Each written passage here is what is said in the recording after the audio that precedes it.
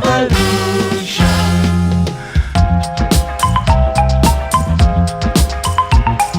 Oh, oh, oh.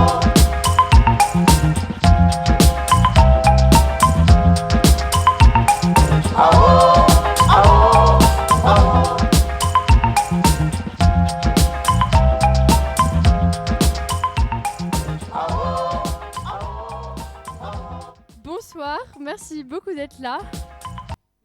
Merci beaucoup. Et surtout, on a vraiment de la chance qu'il y ait autant de monde qui soit là, qu'il y ait autant de monde dans cette salle, et puis qu'il y ait autant de monde sur le temps du forum.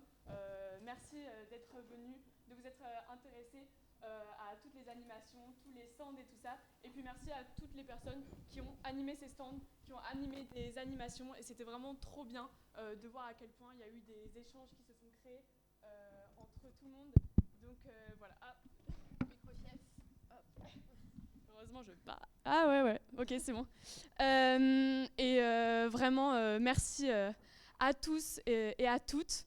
Alors, on voulait, avant ce dernier grand temps ici, avant de vous expliquer un peu de quoi on va parler, on voulait refaire un petit point sur qui on est, nous, en fait, qui avons organisé, avec pas mal d'aide, mais qui avons organisé cet événement, puisque peut-être certains nous connaissent, d'autres moins. Alors nous, on est une junior association, donc une association qui est créée et gérée par des jeunes, entièrement par des jeunes. On a bientôt, on a 5 ans, et on est engagé dans la lutte contre le réchauffement climatique. On a fait plein de sensibilisation, on s'est sensibilisé nous-mêmes à la question climatique. Notre objectif, c'est vraiment d'entamer un échange avec plein de gens sur la question climatique. Et donc, on a organisé des clean-up, on est allé dans des lycées et tout ça. Et aujourd'hui, cette année, on a voulu surtout aussi travailler sur la valorisation de l'engagement des jeunes. Et c'est pour ça qu'aujourd'hui, on a organisé ce petit événement. Donc, vas-y, explique-nous un peu plus qu'est-ce que c'était. Du coup, Climax, le slogan, c'est un jour pour s'engager, une fête pour rassembler. Et c'est vraiment ça qu'on voulait faire, c'est qu'on voulait créer un événement autour de l'engagement par des jeunes, pour des jeunes, et en fait, qui regroupe tous les acteurs qui nous inspirent et pour inspirer les autres, parce qu'on veut se sensibiliser et sensibiliser les autres. Et on voulait faire vraiment une fête autour de ce partage, de discussions, etc. D'où le coin chill qui prend une énorme place. et c'est pour ça que aujourd'hui, on est sur ce temps de talk, donc le deuxième temps de la journée, enfin le troisième. Et en fait, on voulait donner la parole et parler d'écologie et de climat et d'engagement avec des spécialistes sur des thématiques assez particulières sur le climat, des passionnés de sujets qui souvent nous échappent sur le climat ou qui peuvent être un peu plus particuliers et s'intercroiser. Donc le numérique, la biodiversité, le fond marin, l'utopie sur l'économie du climat.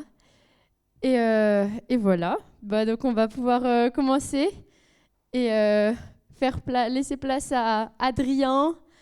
Alors il est... A brand new revolution.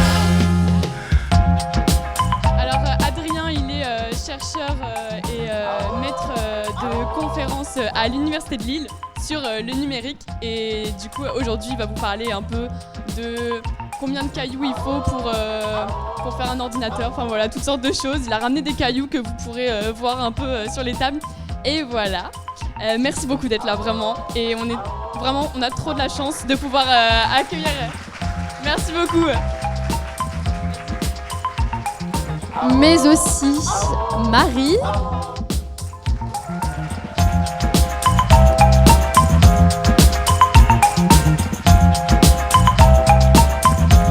Marie, qui est plus connue sous le nom de la boîte à questions et qui est la boîte à curiosité, my bad, et qui est vulgarisatrice scientifique et créatrice de contenu et qui fait des belles émissions sur Radio Nova avec Guillaume Meurice, etc. Ouais.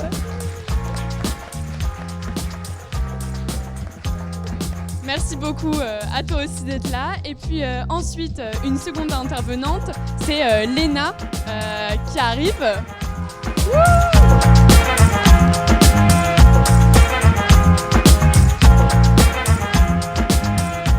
Alors Léna, elle est aussi connue sous le nom de Scarabette. Donc elle est entomologiste et donc entomologiste c'est elle étudie sur les insectes, les petites bêtes et tout, voilà. Et j'espère que j'ai bien dit, mais voilà.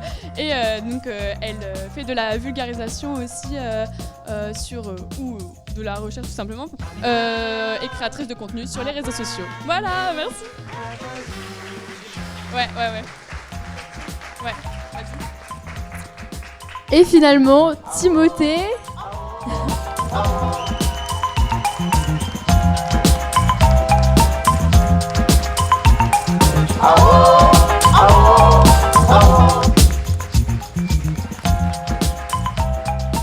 Timothée qui est membre de la JA Oui Océan et qui s'intéresse particulièrement au sujet de la décroissance. Donc voilà.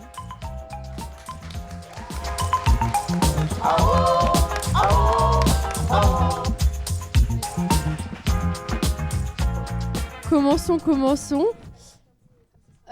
Du coup, le principe, c'est qu'on va avoir plein de petites conférences sous différentes formes, mais qui vont se suivre et qui vont créer toute une discussion autour du climat, mais du coup sur des sujets très variés.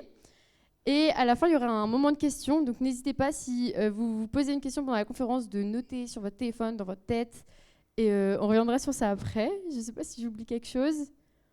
Bah, commençons, hein. On peut applaudir Adrien qui va commencer.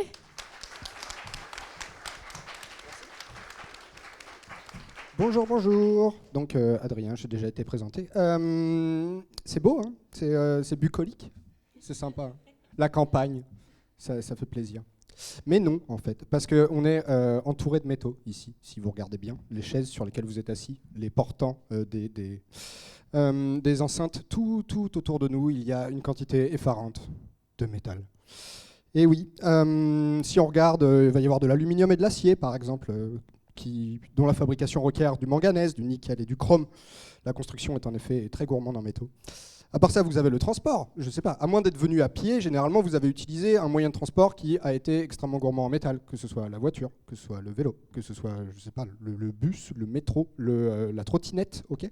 Peut-être même qu'il y a une pile au lithium à l'intérieur, parce que vous avez utilisé la mobilité douce, et du coup, auquel cas, il y a toute une bardée d'électronique sur laquelle on reviendra à l'intérieur.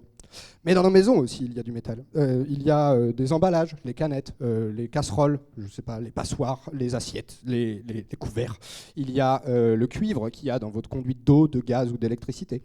Il y a un paquet de métaux. Mais ce n'est pas tout, car la peinture blanche contient aussi du sulfure de zinc ou alors de titane et du barium pour le stabiliser, pour faire du coup qu'il tienne bien au mur. Mais ce n'est pas tout, il y a aussi les cosmétiques. Par exemple, quand on utilise un shampoing type pelliculaire, généralement c'est avec du sulfure de sélénium, tout à fait. Les crèmes, sans ça, les teintures au cobalt, au plomb, au bismuth. L'électronique avec, bon, là, il y a de l'électronique. Là, il y a du métal. Par exemple, ce micro, là, il va avoir une bobine de cuivre ainsi qu'un aimant permanent. Aimant permanent qui va généralement contenir des terres rares. Eh oui, mais même les ampoules qui sont autour de nous, elles ont tendance à contenir de l'aluminium, du nickel, du tungstène, du molybdène. Et c'est sans compter le smartphone. 80 métaux. C'est le vainqueur de ce petit jeu de combien de métaux. Des métaux qui peuvent être en quantité microscopique, atomique même, et du coup dans des alliages, pour ainsi dire, impossibles à recycler. Voilà, donc notre mode de vie repose intégralement sur les minéraux. Pourquoi c'est pas cool ? C'est pas cool parce qu'il faut les miner, les 10 métaux. Et les métaux, du coup, ils apparaissent pas sur Terre. C'est pas un processus de la Terre qui fabrique de l'or ou du cuivre. C'est uniquement au cœur des étoiles que sont créés tous les métaux. Ou alors durant le Big Bang. Donc Mère Nature nous a calé une certaine quantité de métaux là sur notre bonne Terre et on est limité à cette quantité. Ne commencez pas trop avec le coût de l'exploration spatiale, etc. C'est tellement prospectif que la plus grande probabilité, c'est qu'on ait fini tous les métaux sur Terre avant qu'on arrive à miner un seul astéroïde. Donc essayons plutôt de faire autrement. La mine. Donc, pour miner, il faut extraire des minerais. Et ensuite, il faut les concentrer. Donc ça, c'est un minerai de pyrite. C'est du coup un métal, un minerai, c'est-à-dire une pierre qui contient du métal, avec du fer dedans, qu'on voit donc relativement bien. On appelle ça l'or des fous parce que ça ressemble à de l'or, c'est très brillant, mais en fait, c'est pas de l'or, c'est du fer. Et du coup, bon, c'était pendant la ruée vers l'or que des gens revenaient tout contents avec un minerai de fer qui valait que dalle. Il y a aussi celui-ci, du coup, qui est un très beau spécimen, je remercie mes amis géologues de l'Université de Lille, avec du plomb, du zinc, du sulfure de zinc et du sulfure de fer. C'est donc de la galène avec un truc, j'ai oublié le nom. Et voilà. Donc une fois que vous avez votre minerai, il faut encore le concentrer. Donc pour le concentrer, on concasse les cailloux et c'est pas suffisant. Ensuite, il faut faire une étape de métallurgie pour séparer les différents métaux. Parce qu'un métal ne vient jamais seul. Par exemple, la pyrite, là, on voit des éclats de cuivre. L'or, par exemple, il va contenir des joyeusetés comme l'arsenic. Le minerai d'or va contenir de l'arsenic, va contenir de l'uranium, va contenir du plomb, va contenir tout un paquet de matériaux polluants. Et donc ça, c'est la métallurgie qui s'occupe de séparer les différents métaux, puis de les concentrer. Désolé. Hop. Je voulais vous parler un petit peu de la concentration, parce que vous savez... nos ancêtres n'étaient pas débiles, ils ont pris les meilleurs gisements, les plus faciles à exploiter. Par exemple, les Romains, ils ont vidé les mines qu'il y avait en Catalogne, en Espagne. Et du coup, voilà. Actuellement, la concentration moyenne de certains métaux donc, à l'intérieur de leur minerai, ça va être pour le fer 450 kg par tonne. Cool. On est à quasiment 50% de fer par tonne. Okay, donc vous prenez un gros caillou, vous avez 500 kg de minerai, c'est super. Ouais. Cuivre, on est à 600 grammes par tonne. On n'en a pas un pour 1000. Okay, vous minez une tonne de cuivre et vous obtenez 600 grammes de... vous minez une tonne de minerai de cuivre et vous obtenez 600 grammes de cuivre. L'or, c'est 0,8 grammes par tonne. Vous êtes à 1 millionième. Donc vraiment, si vous avez un bijou en or massif de 2 grammes, félicitations, 2,5 tonnes de minerais ont été nécessaires à sa fabrication. Donc la mine, c'est une vaste entreprise de gestion des déchets, en fait. C'est l'industrie la plus polluante qui soit sur Terre et tout repose dessus. Il y a d'une part ce qu'on appelle du coup les roches stériles, c'est quand vous avez concassé votre caillou et que vous avez du coup séparé par des procédés gravitiques ou alors magnétiques ou chimiques les métaux intéressants, mais que vous ne les avez pas encore séparés. Donc là, les roches stériles, il y en a des tas de millions de tonnes à côté des sites miniers. Mais il y a l'étape de métallurgie qui est aussi faite à côté, qui, elle, génère des boues qui sont moins volumineuses, mais beaucoup plus polluantes. Parce que du coup, là, on ne s'occupe que de séparer l'or de l'arsenic. Donc vous avez un bain d'arsenic. Généralement, on le met dans des vallées versantes, quoi. C'est des vallées enclavées et on fait une belle barrière pour que l'eau sale ne puisse pas sortir. Néanmoins, ça pollue un max. Ça fait une pollution durable. Une mine ne se récupère pas. Une mine est un territoire condamné ad vitam. Il n'y aura pas de biodiversité ici qui reviendra, ou alors à des échelles géologiques. Mais c'est trop de concentration de métaux lourds pour que ça fonctionne. L'eau, les nappes phréatiques, les cultures, les poissons, les hommes, les humains je veux dire. Et donc des problèmes sociaux, des déplacements de population, notamment autochtones qui n'ont rien demandé. Par exemple, au nord de la Norvège, on a pris genre des territoires aux Samis qui sont des chasseurs-cueilleurs et qui du coup risquent l'extinction. La mine a donc des impacts énormes et qui croissent exponentiellement pour 2 raisons. D'abord, on a piqué les plus riches gisements. Et secondo, croissance. En effet, on est au courant qu'il y a des limites planétaires. Elles sont au nombre de 9, je crois. Pollution chimique, occupation des sols, intégrité de la biosphère et dérèglement climatique. La spécialité de Oui-Océan.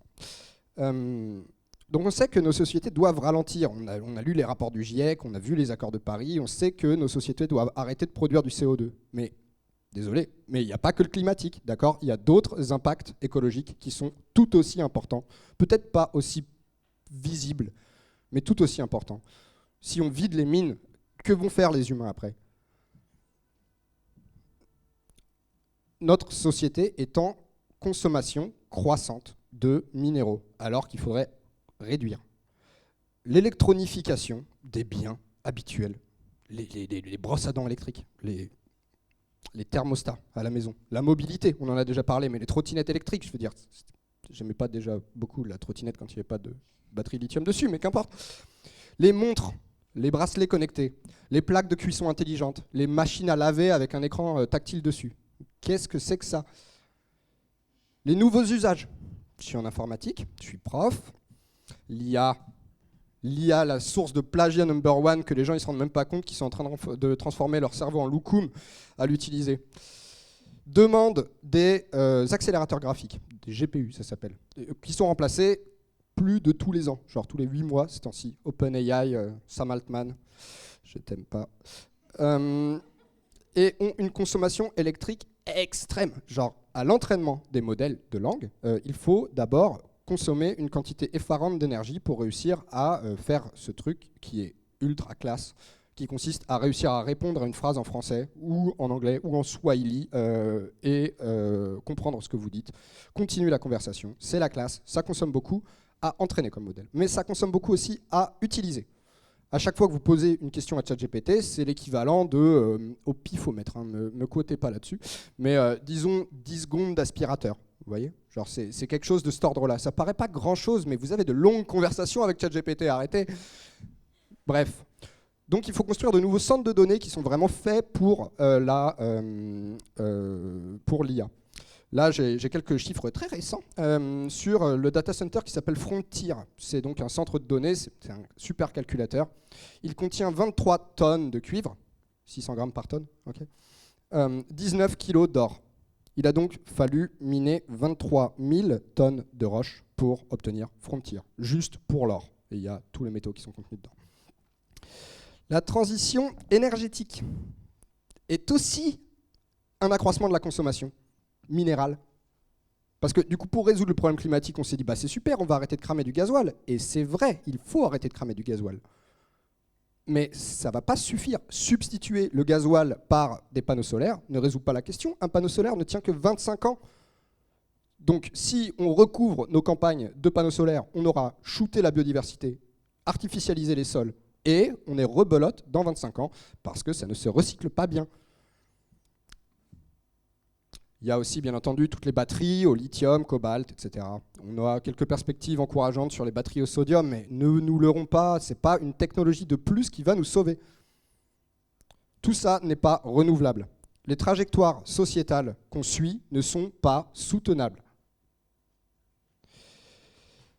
Merci. Néanmoins,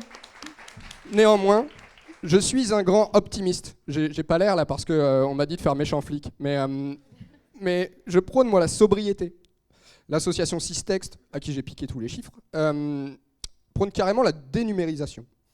Alors, eux, grosso modo, ce qu'ils veulent dire, c'est qu'il faut qu'on apprenne à se passer de notre consommation excessive. Ils disent qu'il faut réserver le numérique à des usages vraiment primordiaux. Et si on y réfléchit, ils ne sont pas si nombreux, parce que, vous savez, les soirs d'élection, on dénombre 40 millions de bulletins de vote en 4 heures. Et tout ce qu'on demande aux gens, c'est de savoir compter à 10. Et on a des téléphones ou whatever pour réussir à se coordonner. Et on y arrive, et sans faute. Ne croyons pas que le numérique résout tous les problèmes. Le numérique contient les idioties des développeurs et développeuses qui ont codé le soft. Ce n'est pas bien meilleur que nous-mêmes. Je m'étends trop. Et donc, notre spirale industrielle mortifère n'a que 200 ans. À l'aune de l'humanité, c'est peu. Okay, on peut découvrir, je ne dis pas revenir, mais bien découvrir de nouveaux modes de société qui sont durables. Mais c'est un effort d'imagination. Hélas, actuellement, la politique répond à chaque crise par une augmentation de la consommation, comme on l'a dit, avec la question de la mobilité, avec la question de l'énergie. Et donc ça, il faut que ça cesse. Tout ça, c'est un grand renfort de métaux et on ne peut pas se le permettre. Parce que, à ce train-là, on va aller chercher un autre type de métal qui, lui, n'a pas de gueule, il est moche. Mais il contient quelques métaux. En fait, pas plus que dans les mines actuelles. Sauf qu'il y en a plein. Ça s'appelle un nodule polymétallique. Et je vais laisser Marie vous dire tout à son sujet.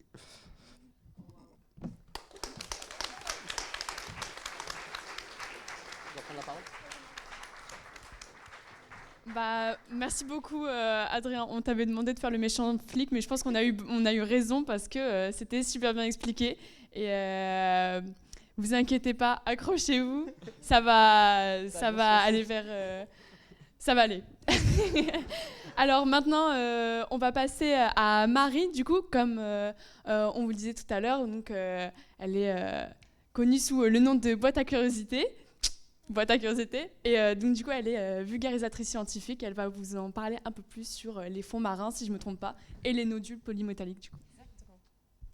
Bonjour.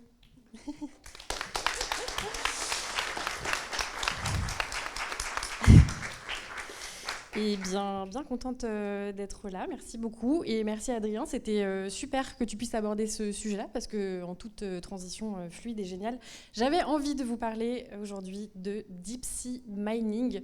Et donc, je vais continuer dans ta lancée, Adrien. Mais j'avais envie de vous faire un petit quiz. Comme ça, on peut s'amuser parce que le sujet est très fun, MDR. Alors, première question dans cette exploration des abysses que nous allons mener aujourd'hui. J'avais une question pour vous, c'est, à votre avis, quelle est la plus grande profondeur des océans ? Réponse 1, 3000 mètres. Réponse 2, 11 000 mètres. Réponse 3, 30 000 mètres. Oui, 30 000. Ok. 11. D'autres...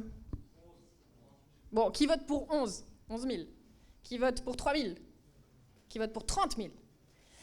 Eh bien, la bonne réponse était 11 000.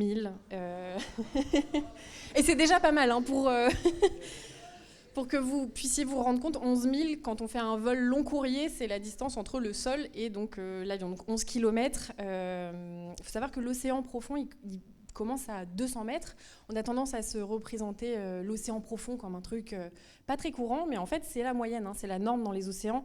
On estime qu'en moyenne, 4000 mètres. Voilà, c'est la profondeur moyenne des océans.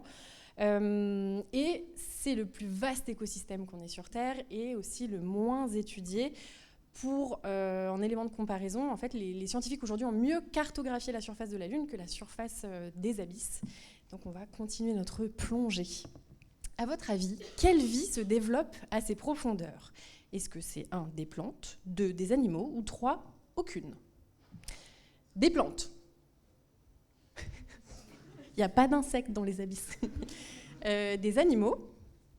Ok. Aucune. Ok. Alors, il n'y a pas de plantes, ça c'est sûr, mais il y a des animaux, et il y en a à foison. Il n'y a pas de plantes, pourquoi ? Parce que dans les abysses, en fait, il fait sombre. À partir d'à peu près 1000 mètres, on est dans l'obscurité la plus totale, donc il n'y a pas de photosynthèse, donc pas de plantes.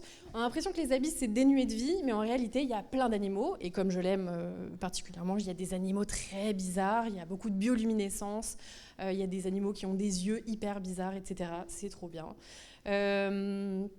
En 2017, il y a 240 000 espèces marines animales qui ont été décrites, alors qu'on estime que dans l'océan tout entier, il y a entre 500 000 et plus de 10 millions d'espèces à découvrir. Et ça, c'est que les animaux, c'est en dehors du monde microbien.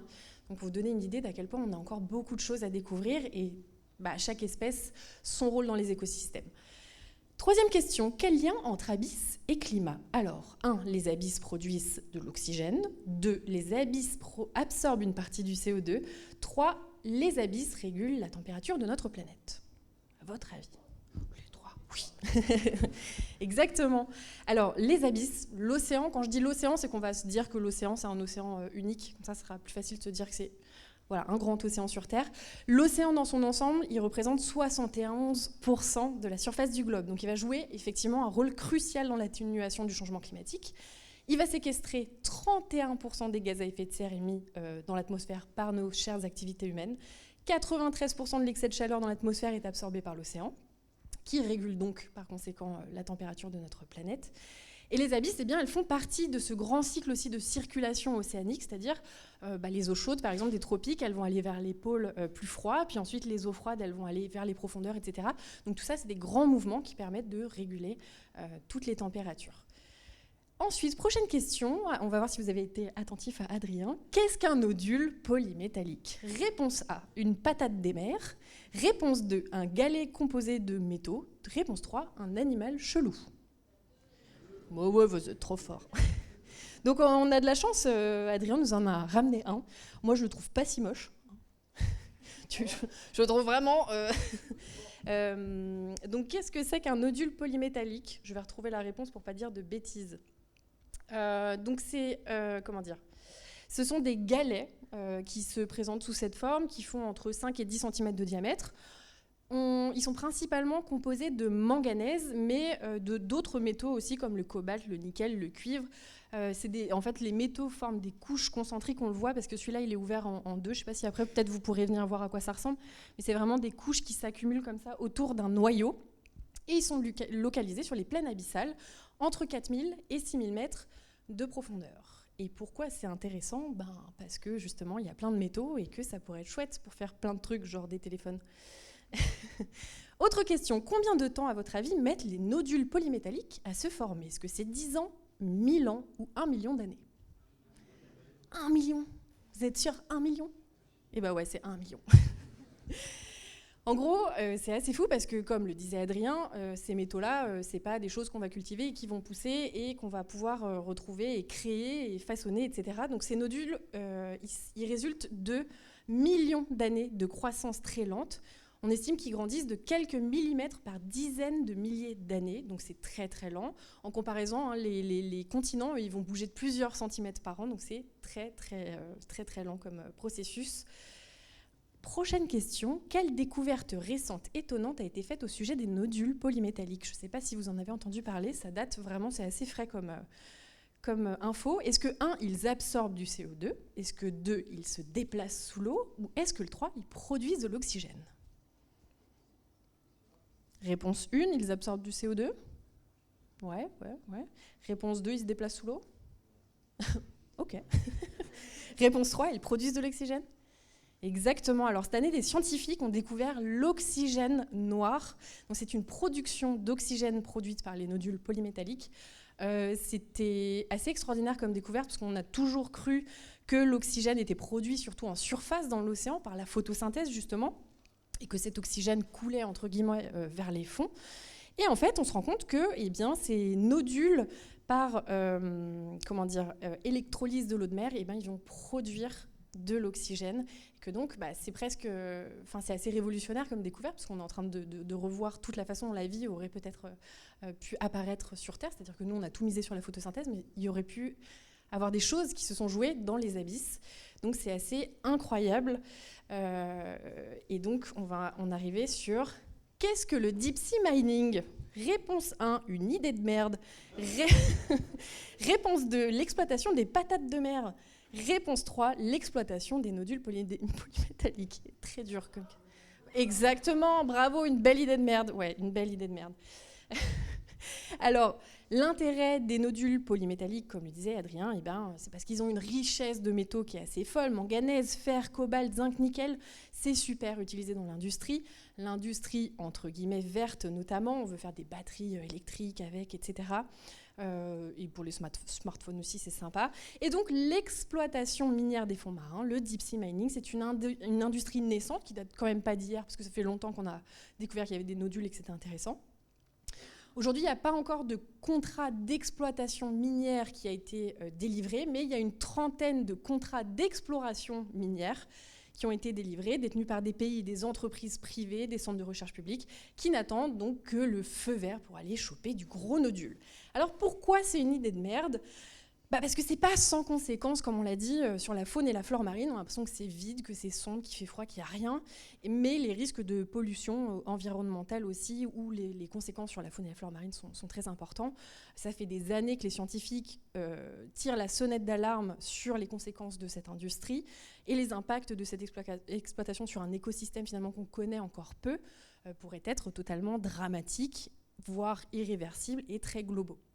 Alors, les scientifiques, le consensus scientifique aujourd'hui, c'est que si on commence à aller faire du deep sea mining, on pourrait vraiment détruire tous les grands fonds marins. Et encore une fois, ce qui est assez hypocrite, c'est qu'on nous le vend comme étant une pro-transition écologique, puisque c'est pour nourrir les énergies vertes, les batteries des voitures électriques. Mais comme on l'a dit, ce n'est pas une ressource inépuisable, les nodules, surtout quand on voit combien de temps ça met à se former. Autre question, comment remonter à la surface ces nodules? Réponse 1, à la main, au scaphandre. Réponse 2, avec des moissonneuses batteuses de l'enfer. Réponse 3, à la pêche à la ligne. La 2, ben oui, la 2. Tout à fait, Jamy. Eh bien, en fait, il faut se représenter des énormes moissonneuses batteuses de l'enfer qui font 3 à 5 fois justement la taille de nos moissonneuses batteuses terrestres, qui vont directement donc racler les fonds marins avec des giga aspirateurs qui vont remonter les nodules à la surface. Ce n'est pas une méthode douce. Et on estime que chaque machine pourrait récolter 3600 tonnes de nodules polymétalliques par an. Alors maintenant, on en a un petit peu parlé, mais on va parler des impacts de manière plus concrète. À votre avis, quels impacts pourrait avoir le deep sea mining? Réponse 1, destruction des écosystèmes profonds. Réponse 2, perturbation de la biodiversité qui vit dans les zones visées. Réponse 3, pollution globale. Le 3, vous avez bien écouté, je suis fière de vous, mes petits éco-terroristes. Alors, effectivement, on a donc destruction directe des écosystèmes et risque d'extinction d'espèces pour la plupart inconnues. Dommage. Relargage de panache de sédiments, parce qu'on l'a dit, on est sur des moissonneuses batteuses donc qui vont broyer le fond de la mer et qui donc vont relarguer. C'est un peu comme la pêche au chalut de fond. Je ne sais pas si vous avez vu le documentaire Océan de David Attenborough. On voit vraiment les plans du ciel, les relargages de sédiments. Enfin, c'est la même chose, mais dans les abysses.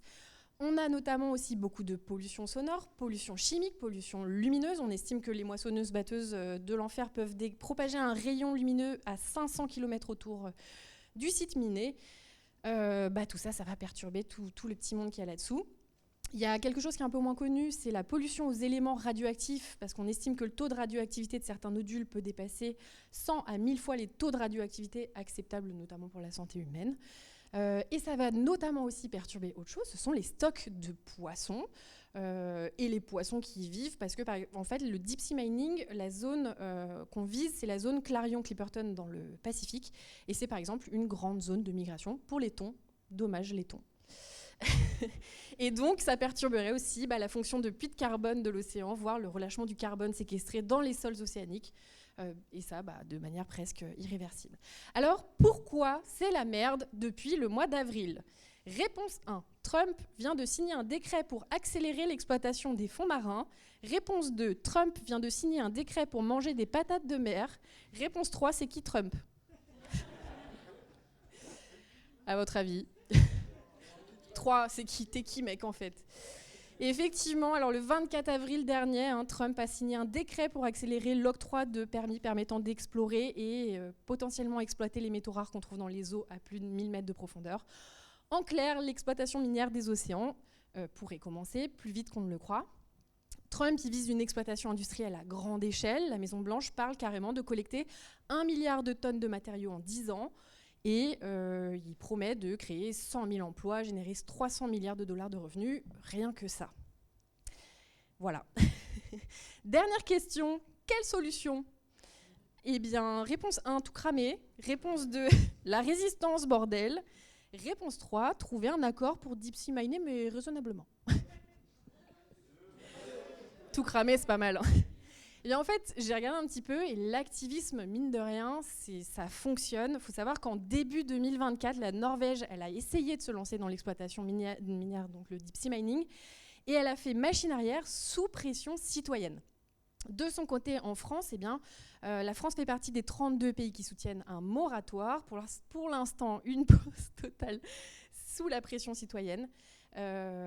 Donc voilà, faut continuer. Il faut continuer aussi à booster des modèles d'économie plus circulaires, et ça même dans les innovations technologiques. Instaurer des exploitations minières un peu différentes que d'aller défoncer les fonds marins. Donc comme le disait Adrien, c'est bien d'imaginer des transitions pour aller des combustibles fossiles vers des énergies à moindre émission. Mais si c'est pour que ces nouvelles énergies détruisent les fonds marins, eh bien c'est non. Merci de m'avoir écouté.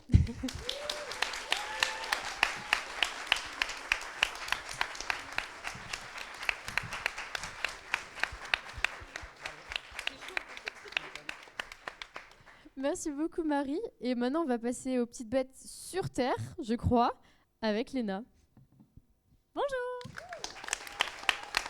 Effectivement, moi je vous propose de sortir de l'eau et d'aller voir les plus petits animaux. Parce que du coup, moi c'est Léna ou Scarabette sur les réseaux sociaux et je suis entomologiste. Alors entomologiste, ça veut dire que j'étudie les insectes et de par mon métier, je suis amenée à faire des interventions auprès du public ou des ateliers auprès des familles. Et là où quand les enfants me regardent, ils ont des billes comme ça et des étoiles plein les yeux, quand je croise le regard des parents, c'est autre chose. On est plutôt sur du dégoût, de la peur, voire même parfois de la phobie. Et alors je me suis demandé, mais pourquoi ? Parce que les insectes, c'est quand même 80% des espèces animales sur Terre. Donc c'est des millions d'espèces différentes avec des millions de comportements uniques à chaque fois. Ça va de la punaise qui va protéger ses œufs aux fourmis qui vont s'entraider pour traverser l'eau en créant un radeau, jusqu'à même les abeilles qui vont danser et communiquer en la position des meilleures fleurs à plusieurs kilomètres de la ruche. Donc ils sont méga stylés. En plus, en termes de nombre, il faut se dire que pour chaque être humain sur Terre, il y a 1,4 milliard d'insectes. Et surtout, ils sont partout. Dans les villes, dans nos campagnes, en Europe, en Asie, en Antarctique. Il y a une petite mouche qui s'appelle la mouche arctique. Enfin, elle est trop mignonne, je vous laisserai aller voir. Il faut aimer les mouches, mais moi j'adore les mouches. Sur tous les continents, on les trouve. Et alors, je vous parle même pas si on rajoute les cousins proches. Donc les crustacés, les araignées ou les mille pattes. Ouais, en fait, la planète, c'est leur planète. On va pas se mentir. Et puis, ils sont en plus là depuis très longtemps. Ils sont apparus sur Terre, certes, après les poissons, mais bien avant les dinosaures ou les premiers mammifères. Donc on les a toujours côtoyés. Nos ancêtres pré-hominiens et hominiens, ce qu'on appelle les hommes préhistoriques, ils les ont mangés, ils les ont observés butiner nos fleurs, ils les ont sûrement même été agacés par une mouche qui tournait autour de leur steak de mammouth. Et ils se sont peut-être aussi endormis au son des grillons et des sauterelles. Pourquoi on les aime pas du coup ? Les arguments qu'on me sort, c'est un peu tout le temps les mêmes. Par exemple, le premier argument, c'est « ça pique ». Et là, non, je suis désolée. Sur plusieurs milliers d'espèces différentes d'insectes, en France, il n'y en a qu'une poignée qui piquent. Par exemple, les moustiques. Il y a à peu près 3000 espèces dans le monde. Si on veut réduire, il y en a une soixantaine en France. Et sur ces 60, il n'y en a qu'une quinzaine qui a besoin de notre sang. Donc en fait, on les déteste tous pour 15 relous. C'est un petit peu abusé, je trouve. Et puis, on l'oublie, mais les moustiques, ils sont tous hyper importants pour les écosystèmes. En plus de servir de nourriture à plein d'autres animaux, d'être vraiment à la base de la chaîne alimentaire, c'est des pollinisateurs. Et ouais, les adultes, tous, même y compris ceux qui ont besoin de notre sang pour faire des bébés, ils se nourrissent de nectar. Et du coup, ils vont de fleur en fleur et ils pollinisent. Autre argument qu'on me sort pour détester les insectes, c'est moche. Et laissez-moi vous dire que si c'était une bonne raison, j'aurais jamais date mon ex. Mais ça, c'est une autre histoire. Et encore une fois là-dessus, je suis pas d'accord. C'est super beau une coccinelle. Et les papillons, il y a toutes les formes, toutes les couleurs. Et ok, bon, je vous vois venir, vous allez me dire, mais non, mais ce qu'on trouve moche, c'est les punaises, par exemple. Et là, encore une fois, contre nous, tapez sur Google « punaise arlequin », vous allez voir que c'est juste des animaux incroyables et magnifiques. Les insectes, il y a toutes les formes, toutes les couleurs. On en a même des transparents ou des bleus métalliques. Donc l'argument n'est pas valable. Enfin, ce qui revient aussi le plus, c'est sale. Et alors là, spoiler alerte, si vous avez déjà eu des poux, des punaises de lit ou des cafards chez vous, ça n'a rien à voir avec la saleté ou votre hygiène. Rien. C'est vraiment juste qu'ils ont eu l'occasion de squatter gratuitement. Si Ryan Gosling a eu des punaises de lit, alors tout le monde peut avoir des punaises de lit tranquillement. L'idée que les insectes sont sales, c'est une construction sociale. Et justement, ça me fait un lien avec mon point de départ. Pourquoi est-ce que socialement, on n'aime pas les insectes ? Et pour faire court, c'est la faute à Aristote. Et ouais, on a trop vanté ses travaux, ça va tirer à balles réelles, il est temps de le mettre dans la sauce. Blague à part, Aristote, c'est le premier occidental, j'insiste sur occidental, à aborder les insectes scientifiquement dans son livre « Histoire des animaux ». C'est lui le père de la classification des animaux, et on peut même aller plus loin et dire que c'est lui le père de l'entomologie. Sauf que c'est aussi lui qui attire une balle dans le pied des insectes au passage, parce que c'est lui qui va théoriser ce qu'on appelle la génération spontanée. Alors, pour faire simple, la génération spontanée, c'est un concept selon lequel certains animaux ils vont apparaître spontanément de diverses matières organiques. Selon lui, les bousiers ils vont apparaître pouf dans du caca. Les pucerons, pouf, de la rosée du matin. Et les grenouilles, bah, pouf, elles apparaissaient de la boue. Alors, bon, il va observer quand même des reproductions, mais pour lui, soit elles ne donnent rien, soit elles donnent des vers qui ne donnent rien. Donc pour lui, les animaux, ils avaient juste envie de faire hum-hum. Clairement, sa théorie, elle n'est pas aboutie, et même si je moque, bon bah à l'époque, on faisait des déductions à partir d'observations qui étaient plus ou moins rigoureuses. Mais le problème, c'est que cette théorie, elle est restée globalement acceptée jusqu'au XVIIIe siècle. Pendant plusieurs siècles, on a pensé que les mouches apparaissaient des cadavres. Normal que c'est pas dans votre top 3 des animaux préférés. C'est vraiment super dark. Bon, et maintenant, je vais me contredire très légèrement parce qu'on ne déteste pas les insectes, enfin on les déteste pas tous. Il y a vraiment 2 clans. Papillons, abeilles, libellules, fourmis, ceux-là, globalement, on est OK avec eux. On les associe même parfois à la beauté, à la délicatesse. La libellule, c'est un peu symbole de féminité. Les fourmis et les abeilles, c'est le travail. C'est pas pour rien que Napoléon a choisi l'abeille, c'est parce que c'est des travails, des organisations structurées. Oui, le travail, c'est génial, on est bien structuré. Oui, c'est un très bon symbole. Et ça, du coup, c'est les bons. Ceux qu'on n'aime pas, c'est plutôt les cafards, les mouches, les gros coléoptères, les guêpes, les gros scarabées. Et du coup, on se rend bien compte qu'il y a une espèce de hiérarchie. Pourquoi il y en a certains qu'on aime et d'autres qu'on n'aime pas ? Bah justement, on revient à Aristote. Comment ils apparaissaient, ces insectes, selon lui ? Les cafards de la matière morte, les mouches des cadavres, les coléoptères du caca. Et de l'autre côté, ceux qu'on aime bien, les papillons, ça apparaissait des petites plantes. Les libellules de l'eau qui coule, les fourmis du bois humide et de la terre fertile. Ouais, il y a quand même une drôle de coïncidence quand même. Parce qu'en fait, ouais, la théorie d'Aristote, elle a beaucoup joué dans notre inconscient collectif.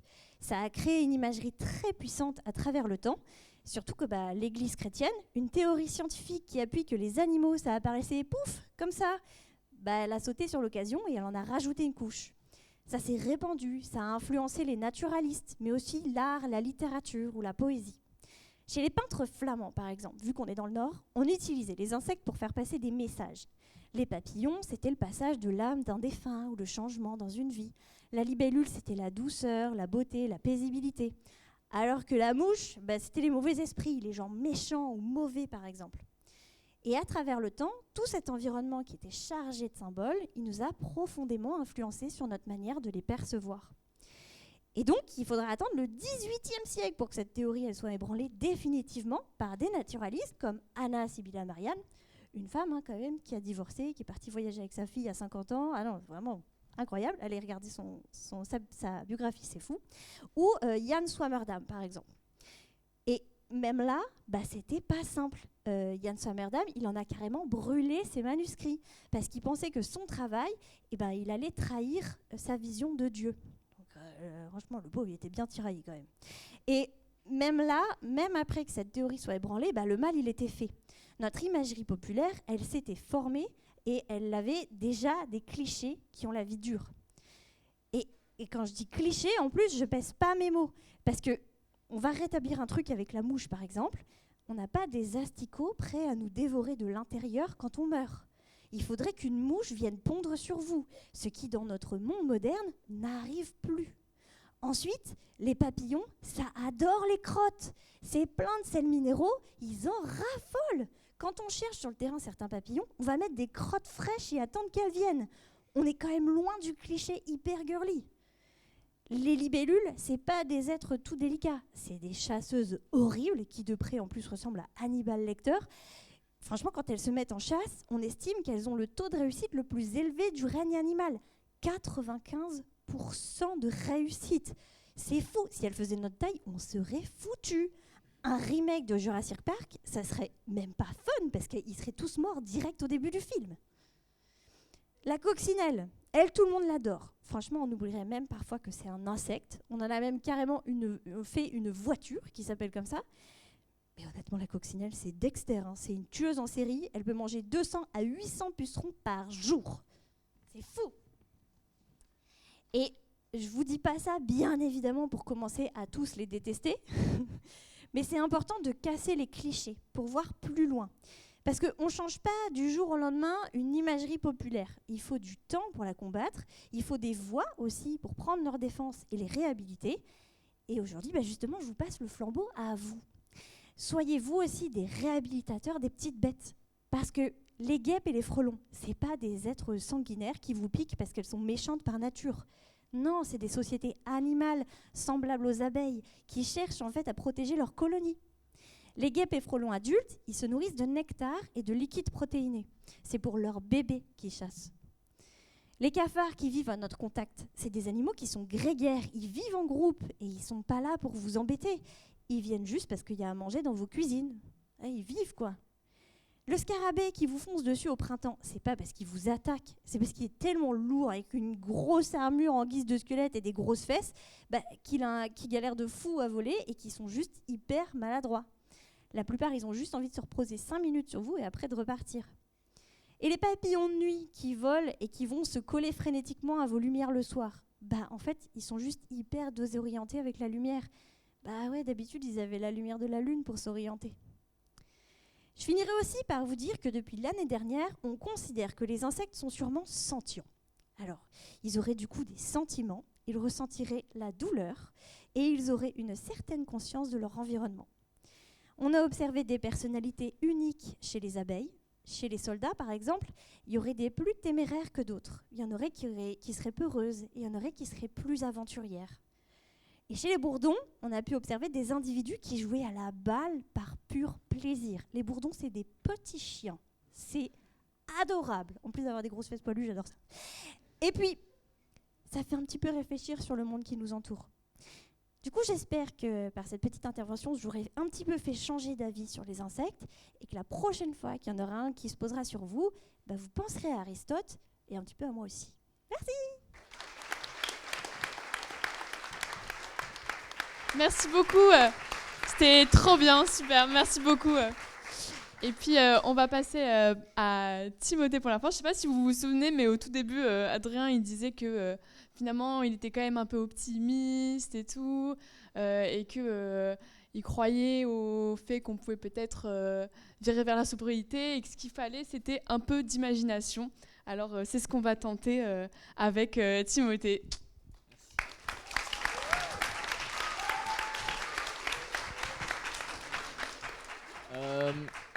Alors moi ce soir je vais être super optimiste. Le 19 juin dernier, une étude a montré qu'il était désormais impossible de limiter le réchauffement climatique à seulement 1,5 degré. Si ça c'est pas l'optimisme. Et comme ça serait trop facile de rejeter la faute sur les gouvernements, les entreprises ou les consommateurs, vous quoi, ce soir je vous propose plutôt de comprendre comment fonctionne notre système économique. Quelle est sa motivation, son objectif, à votre avis? La croissance. Oui, bravo. Mais quelle croissance? Celle du bien-être? Le bonheur? La croissance économique, oui, l'accumulation de toujours plus de moula. Est-ce que quelqu'un dans la salle pourrait me dire comment on mesure la croissance économique? Le PIB, oui, bravo, le produit intérieur brut. Ça mesure l'agitation économique d'un pays. Pour avoir de la croissance économique, donc, il faut que ce PIB augmente chaque année. Prenons un exemple tout simple. Imaginons que je paye quelqu'un pour faire une pub. Ça fait monter le PIB, je dépense de l'argent. Cette pub, elle va montrer que ma marque d'allumettes, avec seulement une seule, on est capable de brûler une forêt entière. Ok, peut-être pas la meilleure pub, mais quelqu'un va être influencé par cette pub, il va acheter mes allumettes. Agitation économique, le mec achète des allumettes. Et il va aller brûler la forêt. Il y a des pompiers qui vont aller éteindre cette forêt. Ils ont un salaire, ils roulent en camion de pompiers, tout ça, ça coûte de l'argent. Pareil, ça fait monter le PIB, on est content, c'est top. Il y a des blessés, encore mieux.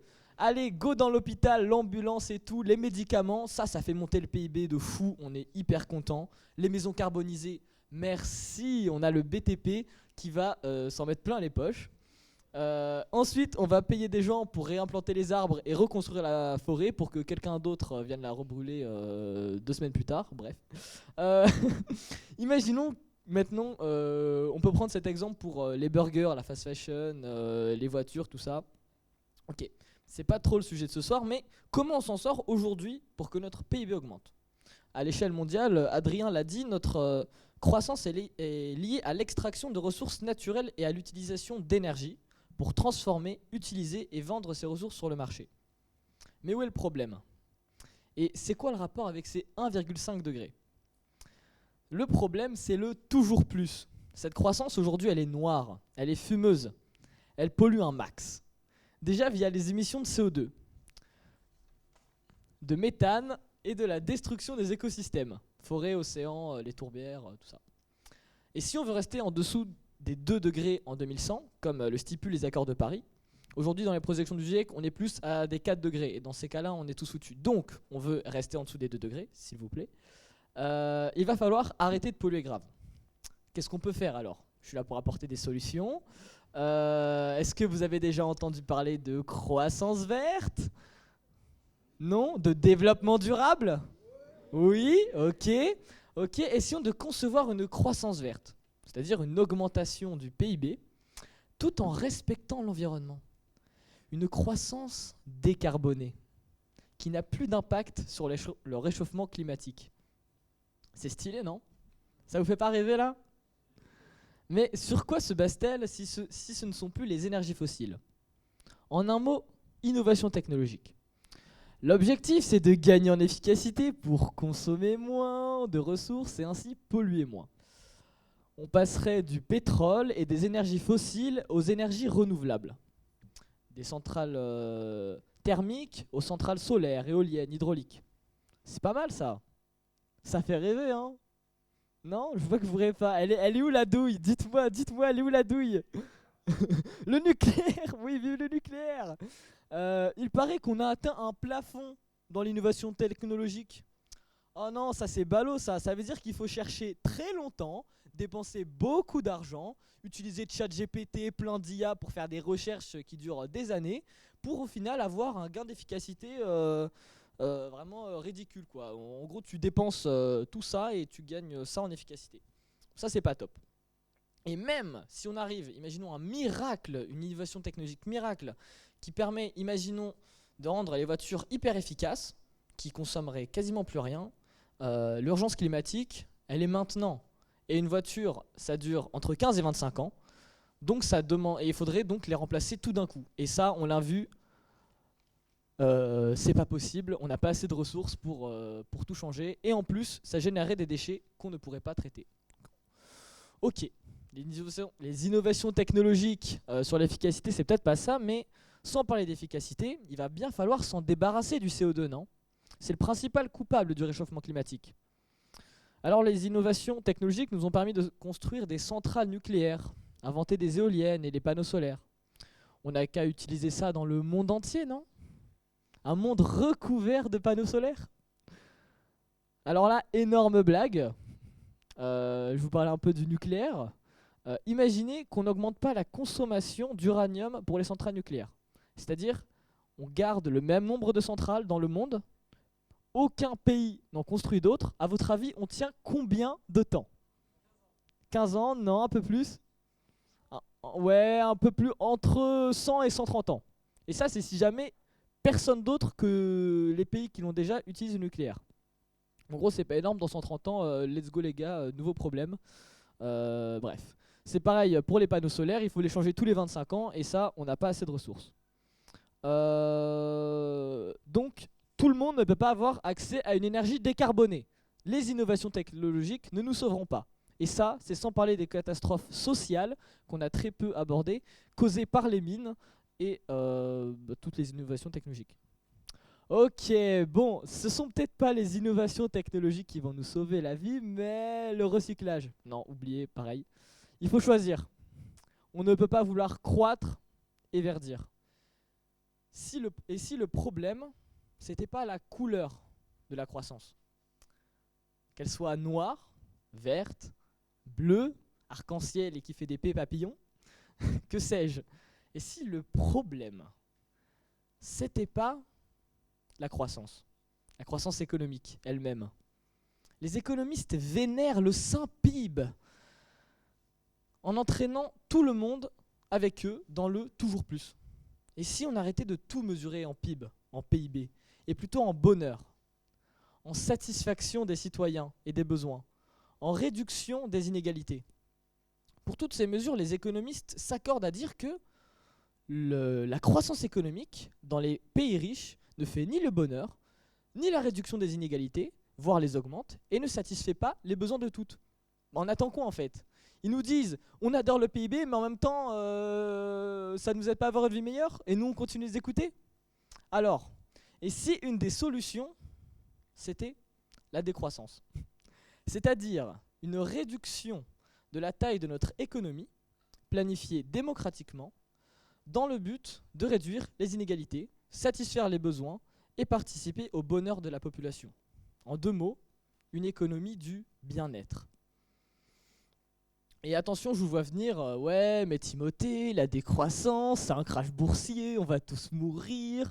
Non, non, non, un crash boursier, c'est un accident, les gars. Un crash boursier, c'est un accident du capitalisme. C'est une maladie qu'on doit guérir de toute urgence, alors que là, la décroissance, elle est prévue, elle est planifiée, elle est encadrée démocratiquement, dans l'objectif d'atteindre la post-croissance. Bon, alors comme là, j'utilise encore un nouveau gros mot, je vous fais un petit résumé. La croissance, c'est l'augmentation du PIB. On l'a vu, réchauffement climatique, destruction des écosystèmes, tout ça, pas cool. La décroissance, je vous donne la définition de l'économiste Timothée Paric. Comme c'est étrange. C'est une réduction de la production et de la consommation pour alléger l'empreinte écologique, planifiée démocratiquement dans un esprit de justice sociale et dans le souci du bien-être. La post-croissance, quant à elle, c'est le concept utilisé pour décrire...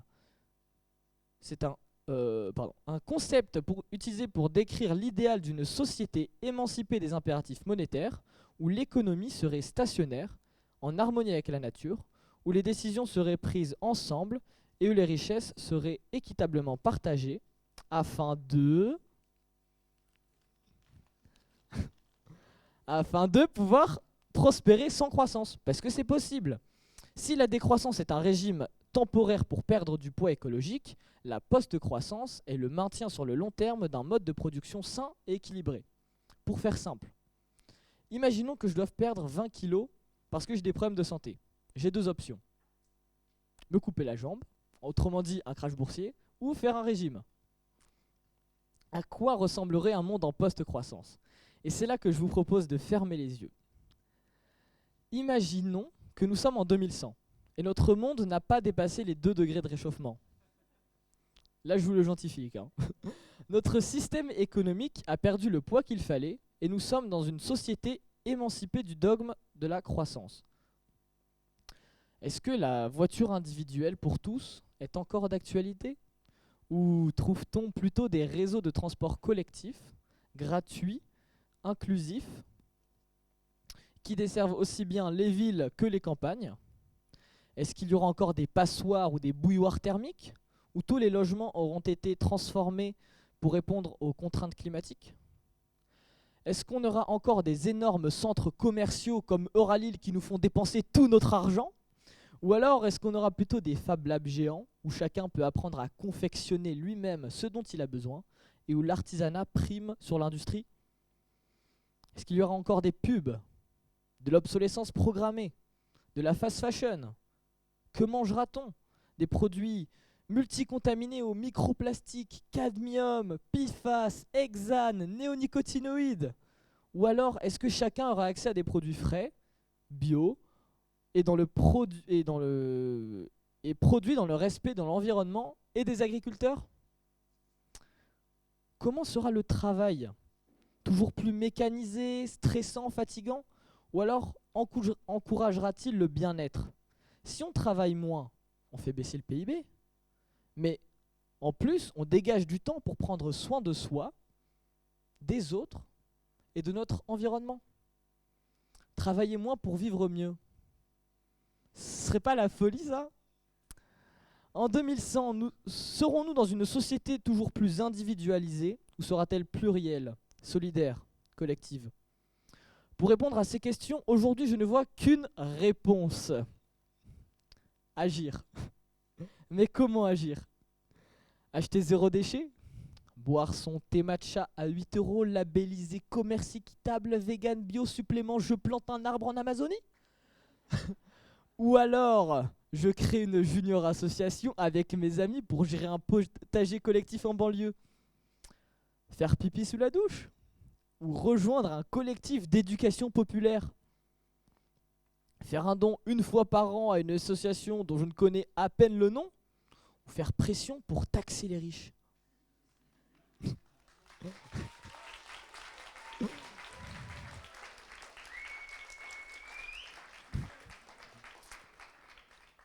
Peut-on tenter de rendre le capitalisme plus vert, plus social en manifestant? Attendre un miracle politique qui redonne le pouvoir aux citoyens? Ou alors décider nous-mêmes de notre avenir, de notre futur, de notre environnement? Parce qu'il n'y a pas de petits projets, parce qu'il n'y a pas de petite échelle, parce que chaque individu, chaque groupe de potes, chaque collectif peut agir à sa mesure en fonction de ses besoins, de son quartier à sa ville, de son département à sa région, de son pays au monde entier, parce que le pouvoir d'agir ne tombe pas du ciel. À nous de le saisir, à nous de construire ce monde plus juste, écologique et inclusif, à nous d'agir ensemble. Merci.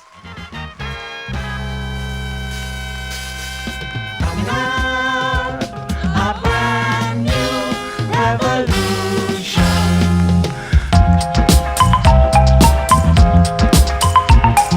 Oh, oh, oh.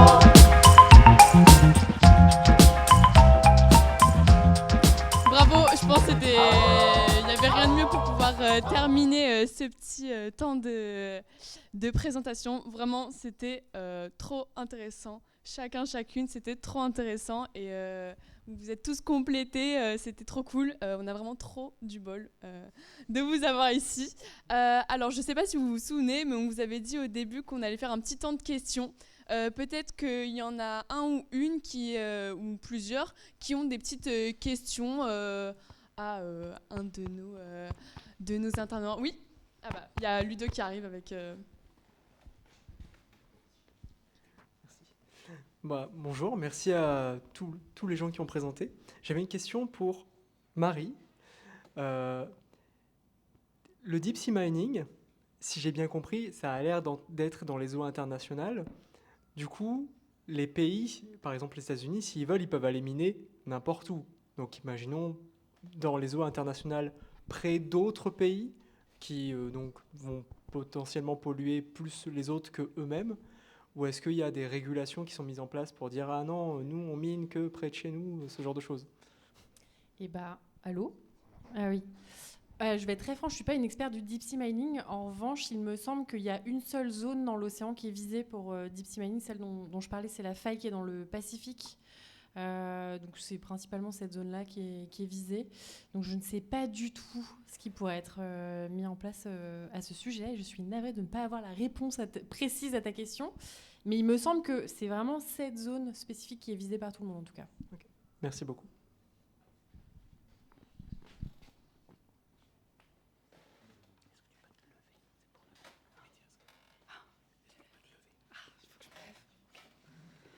Faut que je me lève.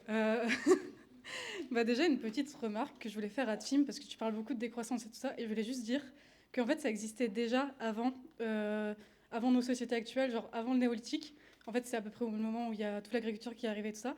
Il y avait des sociétés de chasseurs-cueilleurs qui vivaient exactement comme tu disais, toi. Donc, c'est-à-dire qu'en gros, genre la nature, c'était vu comme un frigo géant, et en fait, ça se renouvelait tout le temps, et on n'avait pas besoin de planter des trucs pour manger. Et en plus de ça, il y avait beaucoup plus de temps libre et les sociétés étaient organisées complètement différemment. Donc voilà, je voulais dire que c'était pas un principe qui était nouveau et que ça avait bien marché avant. Donc voilà. Et aussi, j'avais une question, parce que tu parles aussi beaucoup de la démocratie. Et moi, j'avais une question sur ça, parce que aussi, tu disais qu'en fait, pour aider le climat, il faudrait aussi peut-être combattre le capitalisme. Et ma question, c'est est-ce que tu trouves pas que, ou est-ce que vous trouvez pas que la démocratie, en tant que telle, c'est pas un instrument du capitalisme, parce que c'est libéral, en tout cas nos démocraties, nous, telles qu'on les connaît, elles sont représentatives et elles sont pas directes. Et du coup, est-ce que vous pensez pas que ce serait ça aussi qu'il faudrait modifier et penser à un autre système politique et d'organisation sociétale? Voilà.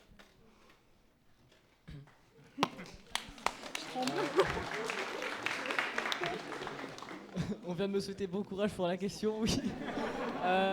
Alors oui, déjà pour les sociétés qui fonctionnaient avant, faut savoir que le capitalisme, déjà, c'est assez récent. Hein. C'est des petits banquiers, des petits propriétaires qui étaient vraiment marginaux à l'époque et qui ont dit les gars, on va inventer des règles, on va inventer le droit pour permettre à tous d'avoir un petit bout de terrain et de dire moi je fais ça sur mon terrain et tu peux pas me dire ce que je fais et tout. Donc ouais, et même pour les sociétés des chasseurs-cueilleurs et tout, ça fonctionnait avant. Donc ça veut dire que ça peut fonctionner maintenant et demain.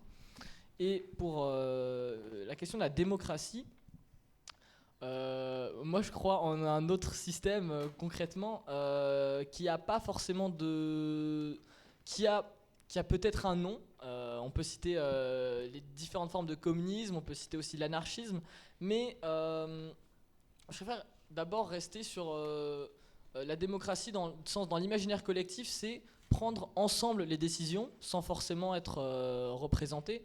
Donc c'est une sorte de démocratie participative, oui, une démocratie directe quoi.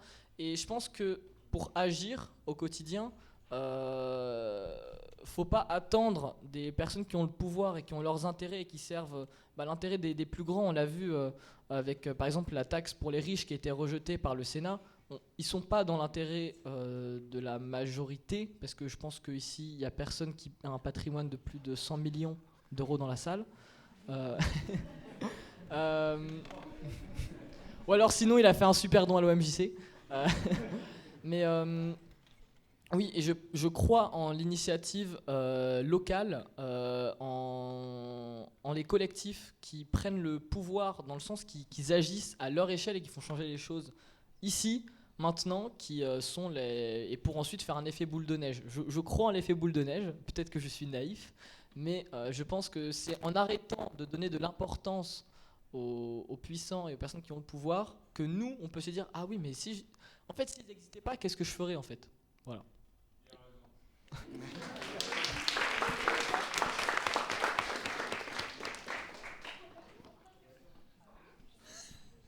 Allô? Oh! Ouais, je rebondis là-dessus parce que j'en parlais à Léna tout à l'heure, mais moi j'ai déménagé, j'étais en région parisienne et j'étais en train de mourir mentalement de vivre là-bas, et depuis cette année je suis en Bourgogne. Je me suis dit ça va être paumé de ouf et tout, et j'ai jamais vu autant d'initiatives, de collectifs, de choses incroyables. Je disais à Léna tout à l'heure qu'à côté de chez moi, il y a une ville qui s'appelle Joigny, qui a mis en place, je ne savais même pas que ça existait, un Wi-Fi solidaire. Donc les mecs ont créé un réseau Wi-Fi gratuit pour toute la ville. Et voilà, s'il y a des gens qui veulent faire des dons, des trucs, si en fait il y a un truc qui tombe en panne, comment on fait, qui est dispo pour y aller, etc. Il y a plein de potagers collectifs, du troc. Donc voilà, c'est pas ça qui va détruire le capitalisme, mais c'est assez fou de voir que dans le collectif et dans le côté local, on peut faire déjà des choses où finalement on dépend un peu plus les uns des autres, on s'entraide, etc. Et je trouve ça hyper chouette. Voilà. Merci.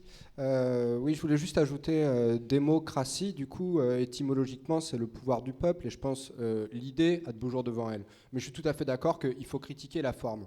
C'est un truc qu'on fait plus assez aussi, de critiquer les services publics sur la forme. On ne parle que il y a trop de services publics. C'est à peu près tout ce qu'on dit dans le débat public. Mais donc voilà, la démocratie, elle est vérolée, certes, et il faut du coup réinventer la démocratie, mais c'est un processus, la démocratie. Il faut tous les matins se relever pour se battre pour la démocratie ou se battre pour la paix et ce genre de choses-là. Merci.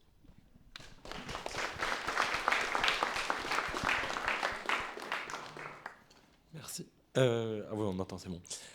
Moi, ma question, c'était Tu parlais du coup de décroissance, et moi je voulais dire, est-ce que la décroissance vient aussi avec l'autonomie? Par exemple, parce que genre, du coup, c'est ton moyen de production, c'est toi qui choisis ce que tu fais, ce que tu manges, comment tu t'habilles, etc. Et je pense qu'en fait, on peut faire de la décroissance, mais si on n'est pas aussi autonome dans ce qu'on produit, on n'y arrivera jamais en fait. Ouais, bah vas-y, je vais laisser la parole à Adrien là-dessus. Ok, bravo. Ok, pour cette question, je voudrais parler un petit peu informatique parce que avec des copains, on a une association là où on est, il y a 3 maisons, là où il y a en tout 7 ordinateurs, et ça sert les boîtes mail de 150 personnes, et ça sert 600 sites web. Et en face, il y a une autre mentalité de l'informatique. Nous, on est plutôt dans une mentalité communaliste. Ça ressemble à communisme, c'est pour une bonne raison. Et en face, il y a aussi la vision Bitcoin, blockchain, qui dit voilà, je veux pouvoir faire mon informatique tout seul. C'est important de l'autonomie, mais dans une société développée, on est interdépendant.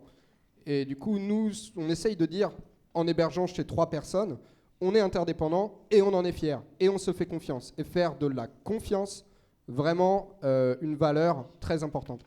Parce que du coup, l'autonomie, elle risque d'atomiser nos relations sociales.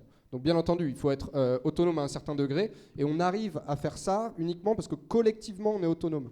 Mais tu vois bien garder la notion de collectif dans l'autonomie. Voilà.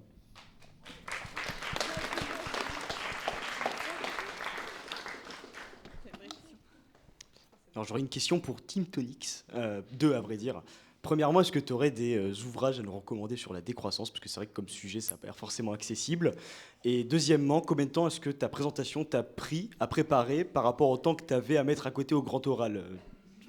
Combien de temps t'as gâché finalement à préparer ton truc? Ah, la tuile.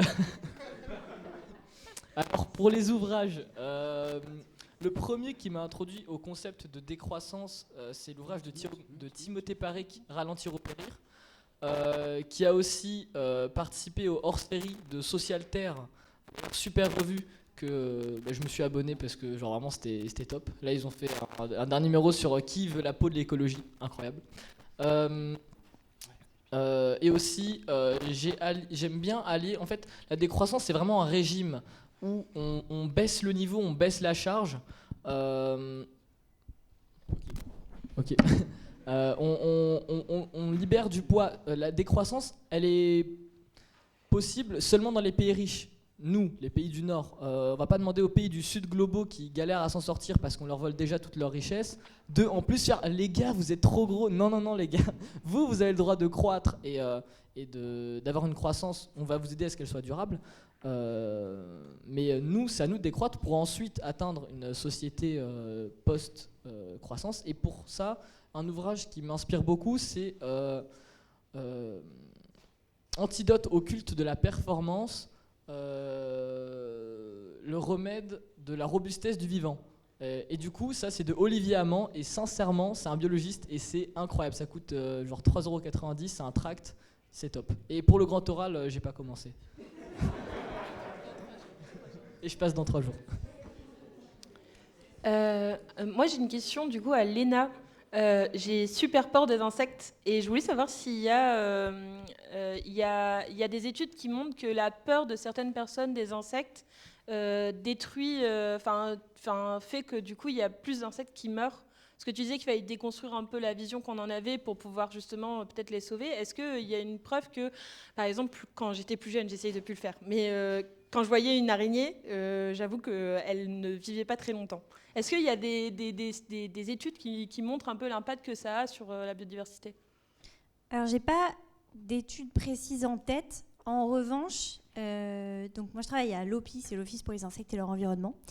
Et c'est une association qui avait été créée en 1969 des chercheurs de l'INRAE, anciennement INRA, et en fait qui s'étaient rendu compte que donc ils travaillaient sur les insectes, qu'il y avait vraiment que le sujet allait devenir vraiment prédominant parce qu'ils voyaient déjà la 6e extinction de masse arriver. Ils étaient en train de le prédire déjà à l'époque, et ils se sont dit on va créer une association, mais on ne peut pas différencier, faire qu'une association scientifique de la recherche sur les insectes, il faut absolument qu'on fasse de la vulgarisation et de la mobilisation du public. Et c'est pour ça que l'OPI a été créé avec 2 pôles, un de recherche scientifique et un avec un pôle de mobilisation du public, où on fait de la sensibilisation et où nos entomologistes qui sont sur le terrain vont aussi à la rencontre des gens pour faire changer d'opinion le citoyen.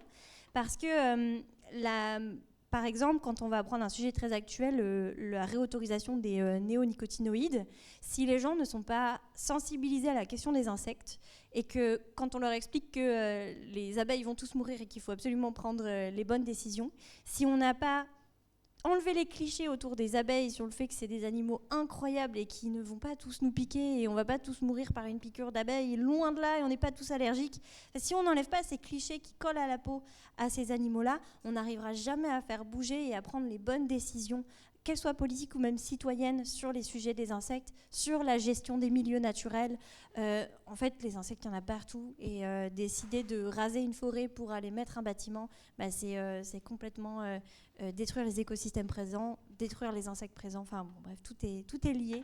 Donc effectivement, il y a quand même un gros lien entre casser cette peur qu'on a de ces petits animaux et pouvoir avancer dans la bonne direction et prendre les bonnes décisions et restaurer toute la nature.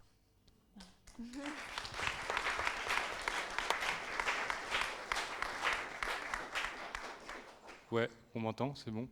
Déjà, félicitations à vous tous et toutes pour cette présentation, c'était super. Et moi, j'aurais une question parce que vous avez mobilisé un petit peu, je crois, chacun un peu la notion d'imaginaire, imagerie, etc. Et du coup, je voulais savoir si vous aviez des œuvres de référence un petit peu culturelles, variées sur le sujet qui vous ont sensibilisé à un moment ou qui vous sensibilisent encore aujourd'hui à nous partager, parce que je pense que ça part de là, en fait, ces mouvements-là. Yes. J'ai un projet. Je ne sais pas si vous connaissez Bernard Friot, mais le gars a fait un truc chouette. Il a découvert que le salaire à vie existait déjà. Il a fait ça en 2000 et il a décrété que le salaire à vie existait depuis les années 50. Et ça fait du bien, parce que du coup, il parle des fonctionnaires. Si vous n'avez pas compris, je suis salarié à vie, yes. Et du coup, venez, on fait la même chose, parce que c'était très rassurant.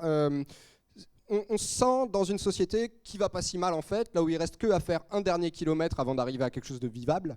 Et donc, ce serait cool qu'on fasse la même chose dans la culture, avec le solarpunk. Le solarpunk est un mouvement culturel, notamment littéraire, de SF, qui dit on en a marre de la SF morbide, là où on nous montre que des dystopies, parce que la Silicon Valley croit que toute l'œuvre de Philip K. Dick, dont toute l'œuvre c'est de trouver des nouveaux outils horribles et d'imaginer une société à partir de ça, la Silicon Valley elle a pris ça pour un manuel.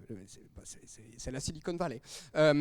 Mais donc voilà, le solarpunk est une invention récente, un coup de gueule des auteuristes et lecteuristes de science-fiction qui date de 2010 ou un truc comme ça, un peu plus tôt je crois. Mais des œuvres solarpunk, il y en a vraiment plein. Toute l'œuvre de Ursula K. Le Guin, banger. Les Dépossédés, qui est assez cool à lire. La main gauche de la nuit, avec toute une question sur la binarité en fin de genre, donc qu'on peut considérer comme féministe, qui est un peu plus dur à lire, mais plein de trucs comme ça. Et si vous avez d'autres références, j'écoute. C'est peut-être un peu moins qualitatif, enfin, je sais pas, mais comme œuvre. Moi, je sais que petite, pour pas regarder la télé, surtout, à mon avis, pour que mes parents se sentent moins coupables de nous mettre devant la télé, on regardait Minuscule, donc c'est de l'animation 3D, et en fait, c'est bête, mais comme approche pour un enfant de voir les insectes à leur manière, à la manière dont les insectes vivent, en fait, ça te décentralise en tant qu'humain et tu vois vraiment une autre perspective. Et c'est bête, mais ça crée déjà un univers dès l'enfance et ça construit un univers autour des insectes. Je sais pas si Léna approuve cette œuvre, mais voilà, moi j'aurais ça qui est un peu plus... Enfin, c'est long à regarder, mais franchement, c'est plutôt actif par rapport à ce qu'on pense que ça pourrait être. Voilà. J'approuve complètement. Je vais prêcher ma paroisse et je vais vous conseiller Les Fourmis de Bernard Werber si vous ne l'avez toujours pas lu. Parce que quand on pense que maintenant, ça y est, on se dit que les animaux, les insectes sont sentients et qu'ils peuvent avoir chacun leur personnalité et chacun être des individus uniques, et ben ça prend tout son sens de relire ce livre qui est vraiment, vraiment chouette. Oui. C'est marrant, j'allais dire la même chose. Mais du coup, je vais un peu contourner la question, mais parce que c'est un ouvrage que j'aurais aimé lire plus tôt. Il y a quelques mois, j'ai lu... En fait, en ce moment, depuis cette année, je m'intéresse à tout ce qui est antispécisme. Et cette année, j'ai lu un peu le livre fondateur de l'antispécisme, qui est La libération animale de Peter Singer, qui est un philosophe australien, et qui pose toutes les bases de comment on a construit un monde très spéciste, et justement qui aborde toutes ces notions de sentience dont tu parlais, qui ne sont pas encore des notions très connues, et donc comment on prête de la souffrance et la perception d'un monde non pas à chaque espèce mais à chaque individu, et de non plus se dire oh les cochons ou les vaches, mais se dire ok, chaque vache, comme tu le disais, a un caractère, etc. C'est un livre qui brasse beaucoup de choses. C'est un livre qui est sorti en 1975, qui a été, je crois, il y a 3 ou 4 éditions qui ont été complétées jusqu'à là très récemment, et j'ai lu la dernière. Et pour s'initier un petit peu au rapport qu'on a aux animaux qui sont très utilitaristes, et de la consommation de viande, de lait, et de à quel point ça épuise le vivant, ça épuise l'environnement. Ça m'a bouleversée. On y apprend des choses terribles, notamment, des choses, je me dis, mais comment le monde n'est pas au courant dans ce livre. J'ai appris que pendant le Covid aux États-Unis, ceux qui sont un peu sensibles peuvent se boucher les oreilles. Pendant le Covid aux États-Unis, les Américains consomment beaucoup de cochons. On s'est dit, mince, les abattoirs sont à l'arrêt. Il n'y a plus d'abattoirs, qu'est-ce qu'on fait? On a quand même vachement de cochons et de gens qui veulent manger des cochons, comment on fait? Donc ils sont allés consulter des vétérinaires pour dire, ok, c'est quoi la meilleure façon de buter des cochons sans abattoir? Et bref, en gros, la solution était, mettons 4000 cochons dans un hangar et faisons monter la température à 90, puis ils vont mourir. Bref, des trucs. Moi, je sais que j'ai eu beaucoup de mal et j'ai beaucoup mis d'œillères sur ma vision de la réalité aussi des abattoirs, etc. Parce que j'arrivais pas à regarder des images comme Partage L214. Pour moi, c'est trop explicite et c'est un coup à me faire détourner le regard de ces réalités-là. Et donc, ce livre m'a permis d'aller à mon rythme, de passer par le texte, d'avoir des images que je me construis moi-même et qu'on m'impose pas forcément. Bref, je suis en train de partir très loin, mais c'est un ouvrage vraiment qui permet de reconsidérer le vivant, et le vivant qu'on consomme aussi plus qu'on ne le croit, que ce soit dans nos chaussures, dans nos assiettes. Donc je vous conseille La libération animale de Peter Singer.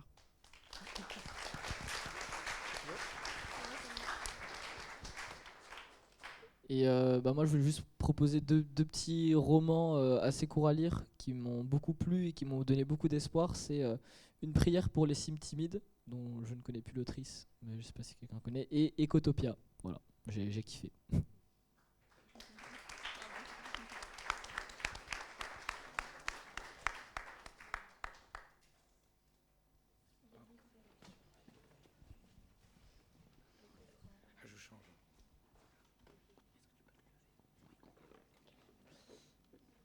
Bonjour.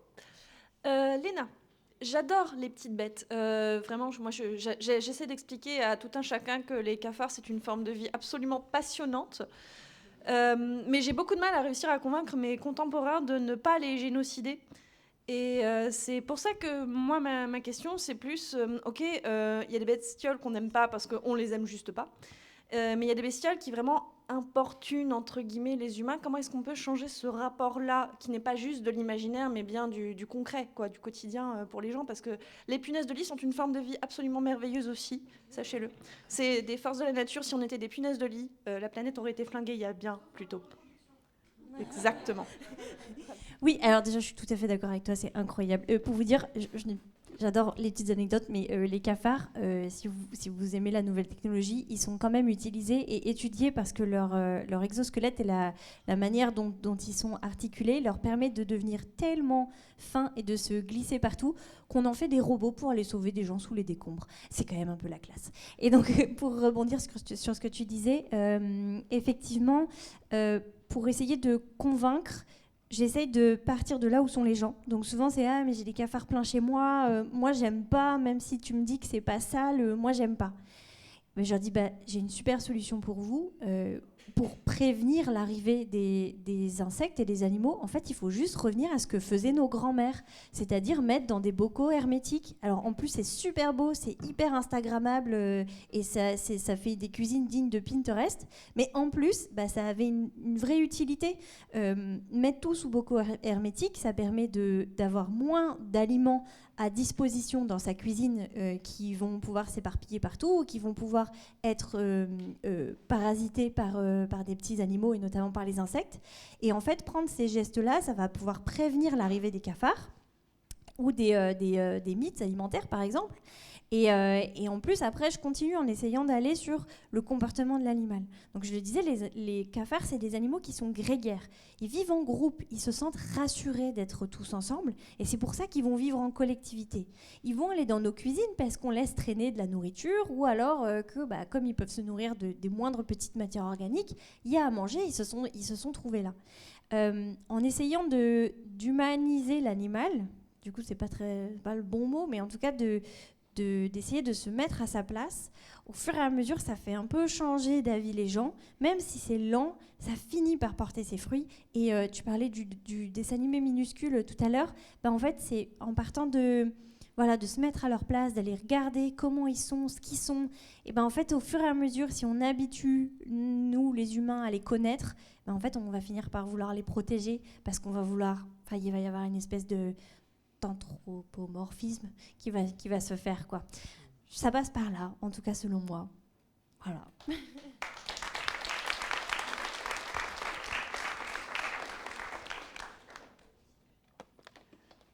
Du coup, c'est encore moi.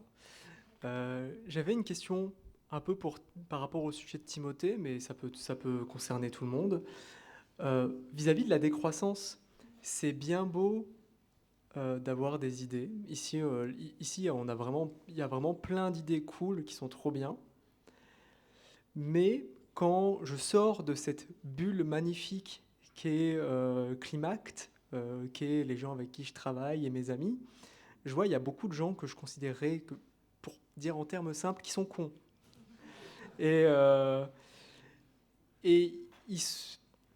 Je vois que c'est beaucoup de gens qui ne sont pas du tout convaincus, qui n'ont pas du tout les mêmes valeurs que nous, qui ne croient pas forcément à l'écologie ou même à la décroissance, ou tout simplement qui s'en foutent. Et ces gens-là représentent une partie importante de la démocratie qu'on essaie de construire. Du coup, la question, c'est comment est-ce qu'on peut répandre la bonne parole ? Est-ce que l'éducation populaire, tout ça, ça peut marcher, ce genre de choses. Est-ce qu'il faut que j'essaye de convaincre mon oncle au repas de famille, ou est-ce que c'est peine perdue, ce genre de choses. Voilà. Pour tout ce qui est du vivant, dans ma propre expérience, j'essaye d'aller vers les gens avec bienveillance et de voir où ils en sont. Et ce que j'ai beaucoup constaté, c'est que la peur qu'on a associée tout le temps au changement et à l'urgence climatique ou à l'urgence pour les espèces animales, parfois ça bloque les gens. Et comme ils sont bloqués, comme ils ont peur, ils se construisent en opposition de ce dont ils ont peur et ils vont aller se raccrocher au moindre truc positif qu'ils ont. Et parfois, c'est le discours de « Ah, ils sont chiants les écolos ». Et du coup, en allant là où ils sont, parfois on arrive à les faire changer d'avis avec bienveillance. C'est très dur parfois quand tonton il répète pour la 5 milliards de fois moi le saucisson j'adore ça, tu me feras jamais arrêter. Mais au fur et à mesure, petit à petit, ça marche, mais c'est très dur et parfois je m'énerve quand même, mais parfois ça marche quand même. Nous, on va être très transparent avec Climact. On a attiré les gens grâce au DJ et au falafel. Et franchement, nourriture gratuite et musique, pour nous, c'est la solution. Après, Climact 2. Hâte de goûter les falafels, merci beaucoup. Je voulais ajouter, oui, pour moi, l'éco-anxiété est surtout une marque d'ignorance. J'ai vu ça chez mes étudiants. Il y avait des très bons étudiants qui refusaient d'entendre parler de climat parce qu'ils étaient juste balisés, en fait. Et du coup, cette année, manque de bol pour leur tronche, c'était obligatoire, mon cours à la fin du Master 2. Et du coup, toutes, ils sont sortis avec je me sens mieux armé. J'ai pas toutes les réponses, mais je sais que c'est pas tout ma faute et compagnie. Donc ça, l'information, moi je trouve ça vraiment l'arme numéro 1, pair à pair, c'est-à-dire va pas perdre ton énergie si le tonton il est irrémédiablement chiant, mais il y aura des personnes qui seront quand même plus attentives. Et enfin, on n'a pas besoin de masse critique, on n'a pas besoin d'avoir 90% de la population qui soit derrière nous. Ça s'appelle la minorité agissante. Il suffit d'avoir quelques pourcents qui, comme nous toutes, ont la classe, et vous, bien entendu, mais qui donnent envie de se lever le matin pour autre chose que juste gagner son beurre et puis ensuite faire du Netflix and chill le soir. Ça va créer un effet boule de neige aussi.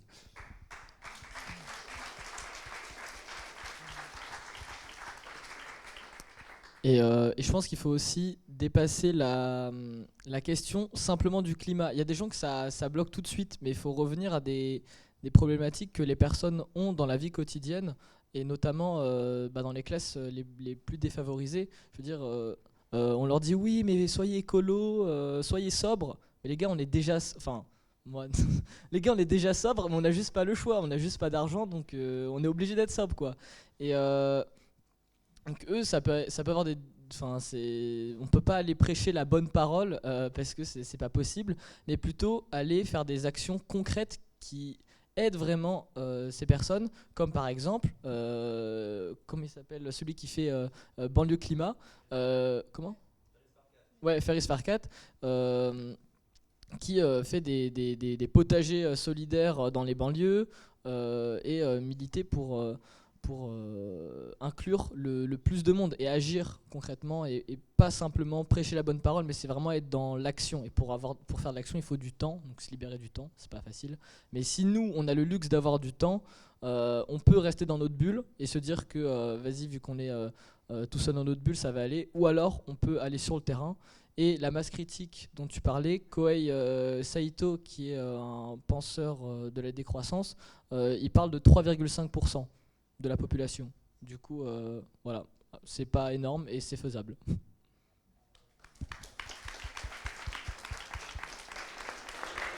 Alors, on va prendre une dernière question, juste avant les falafels. Je me permets au passage de répondre, de rajouter un élément qui est celui des... La société, on ne la choisit pas entièrement, et du coup la démocratie, c'est pas forcément facile, parce qu'il y a des gens qui ont des valeurs très différentes des nôtres. Si moi, demain, je me sens pas de vivre dans cette société, et que j'ai envie de pouvoir agir, et que je me fais bloquer au jour le jour parce que les gens ne sont pas d'accord, parce qu'ils sont encore avec un avis très capitaliste, qu'est-ce que je peux faire ? Je vais parler de low-tech, et l'idée, c'est, je voulais juste aborder, et je vais redonner la main juste après, c'est de les micro-sociétés. Le fait de, en fait, on va se rassembler dans un jardin, et on va manger ensemble tous les soirs, pas tous les soirs, mais on va se rassembler, et on va faire une société à cette échelle-là. Et là, l'effet boule de neige, il est vraiment super intéressant. Il y en a beaucoup qui existent, il y en a quelques-unes qui existent sur l'île, il y en a quelques-unes dont parlait Adrien tout à l'heure qui existent à travers la France. Et je voulais rebondir, j'avais une question justement là-dessus pour vous lancer, savoir si vous vouliez en parler là-dessus. Vous en connaissez peut-être plus que moi, vous en connaissez peut-être plus sur des sujets variés qui vous touchent plus, si vous voulez reprendre dessus. Les micro-sociétés comme une solution de décroissance et de consommation différente. Moi, demain, moi qui sors de cette bulle juste après, qu'est-ce que je peux faire pour en rejoindre une, en créer une et comment ça marche et c'est quoi l'intérêt ? Alors, il y a plein de trucs qui viennent dans ma tête. Un, c'est que en fait, déjà, j'avais écrit, avant d'écrire ce discours, un autre qui en parlait. Et enfin bref, j'ai pas fait ça finalement. Et c'était vraiment les sociétés du bien commun et les micro-sociétés. Par exemple, un exemple tout simple, il y avait un article dans le Courrier International sur les Gaymoc. C'est des personnes, c'est des couples, où on pourrait imaginer ça autrement, qui mettent ensemble tous leurs revenus. Comme ça, ils ont un gros paquet d'argent. enfin plus que s'ils étaient tout seuls ou en couple. Et ensemble, du coup, ils gèrent les dépenses communes pour tout simplement avoir un meilleur pouvoir d'achat et surtout pouvoir de vivre. Ils débloquent, s'il y en a qui veulent aller en vacances, et ils disent ok, toi tu vas en vacances. S'il y en a qui veulent faire de la formation, du coup ils doivent avoir été un travail, et les autres ils disent ok, nous on peut soutenir, en fait on peut se soutenir ensemble, nous on continue à travailler et toi tu peux te reformer pour changer de niveau et tout ça. Et les micro-sociétés, ça part d'un collectif, ça part de 2 personnes, on peut faire société à 2, même si c'est plus drôle de faire à plusieurs, mais je veux dire manger ensemble et faire ses courses ensemble, c'est déjà une très bonne idée. Après je sais pas si... Tout à l'heure, tu parlais du livre L'Ecotopia. Du coup, c'est un livre qui a été écrit en 1975, un truc comme ça, et qui parle déjà d'une société, du type du genre du solarpunk, qui parle d'une société qui est passée après post-croissance en fait. Et en fait, dedans, c'est un journaliste du coup qui va dans cette société et qui découvre pour la première fois comment ça marche. Et en fait, il découvre que là-bas, il y a en fait un système de famille qui est différent de celui qu'on a aujourd'hui, donc les familles nucléaires, et en fait qui font maintenant qui sont la base à chaque fois de voilà. Et en gros, là en fait. C'est un peu des familles qui sont flexibles. C'est des gens qui vont se rassembler et puis après on part et après on revient et après on part. Et en fait, ça me fait penser du coup à ce système un peu de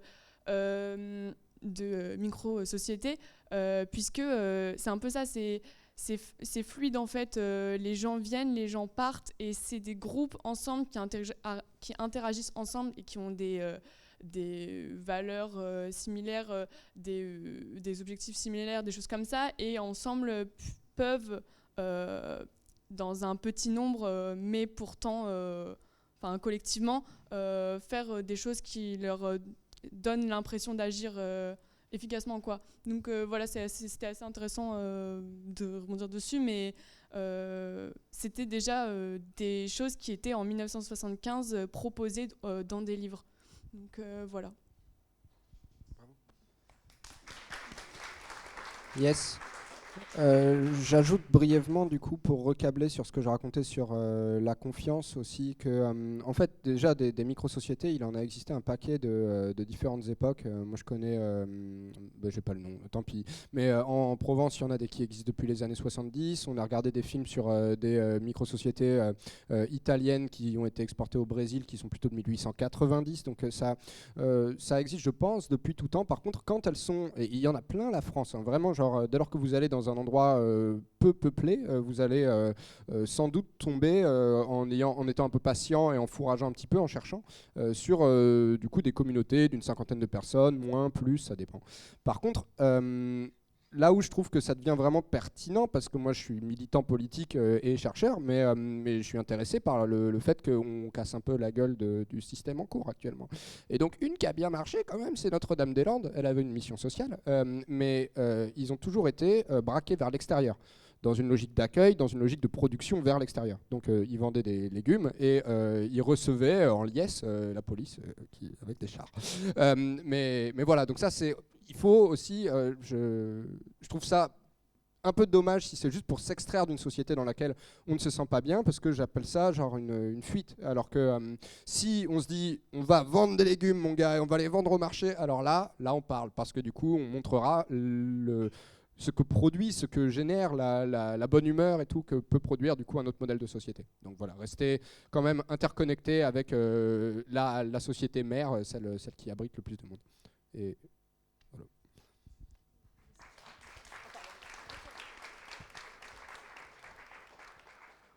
Merci beaucoup d'avoir participé à l'échange. Merci beaucoup à nos intervenants, mais aussi au public, parce que vraiment, les questions elles sont ultra pertinentes et ça permet de faire réfléchir. Quoi ? Ok. Merci, Adrien.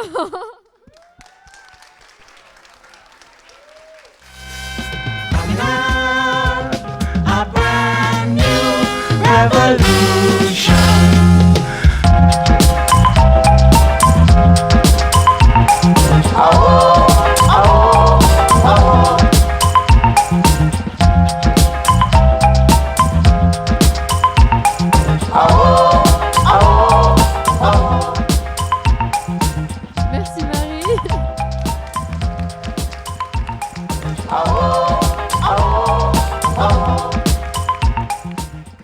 Merci Léna.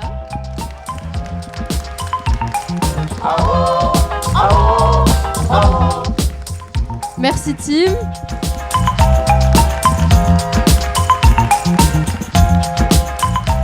Et on souhaitait encore dire merci à toutes les personnes qui se sont présentées, mais aussi à nos financeurs, parce que sans ça, pas de Climact.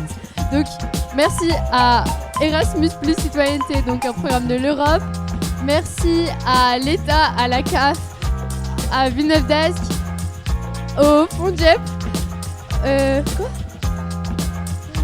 Vraiment à tous nos financeurs. Merci à l'OMJC de nous avoir accompagnés depuis le début.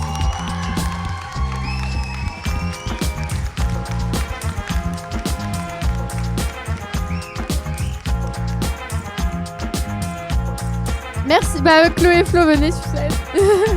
Et vraiment merci beaucoup à Ludo de nous avoir pas lâchés pendant 5 ans, d'avoir complété des dossiers.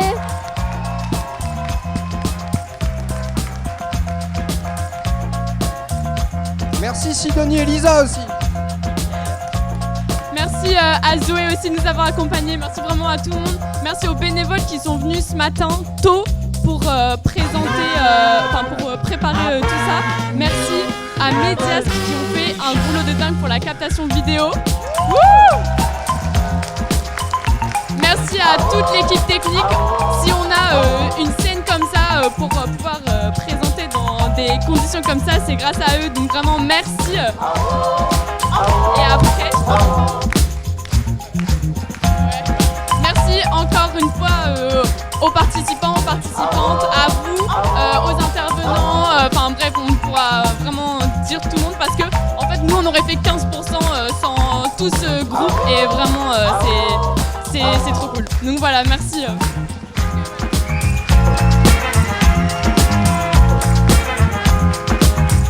Et merci à tous ceux qui ont répondu présent en disant ok à nos stories harcelantes, mais c'est pas grave.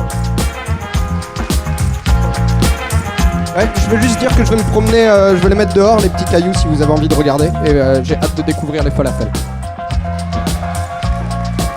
Avant les falafels, dernière chose, ça va être rapide, je vous promets, ça, on compte sur vous. Objectif photo le plus rapide dehors. Donc on sort tous très très vite, maintenant tout de suite.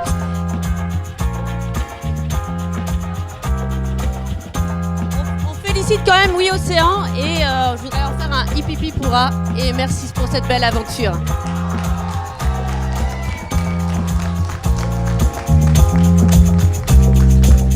Et voilà, avant de faire la fête, de pouvoir tous ranger les chaises et grande photo juste là dehors, avant de pouvoir manger tous ensemble et continuer la fiesta.